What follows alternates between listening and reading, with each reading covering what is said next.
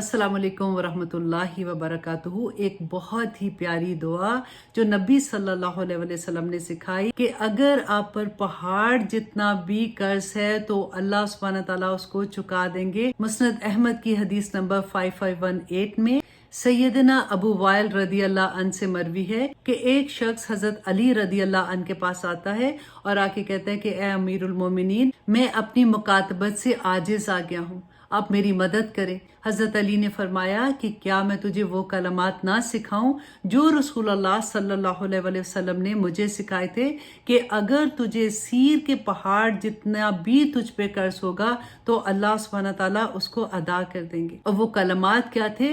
اللہم اکفنی بحلالک عن حرامک واغننی بفضلک عمن سواک، کہ اللہم اکفنی بحلالک، اے اللہ تو کافی ہو جا اپنے حلال کے ساتھ، عن حرامک، اپنے حرام سے بچا کر، واغننی، اور مجھے غنی کر دے، بفضلک، اپنے فضل سے، عمن سواک، جو تیرے علاوہ ہے۔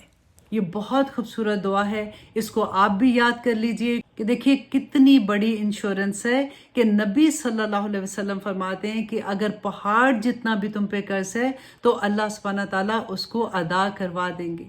اللہ سبحانہ تعالیٰ ہمیں ان دعاؤں کو پڑھنے والا اور ان کو سمجھنے والا بنا دے۔ آمین ثم آمین۔ السلام علیکم ورحمۃ اللہ وبرکاتہ۔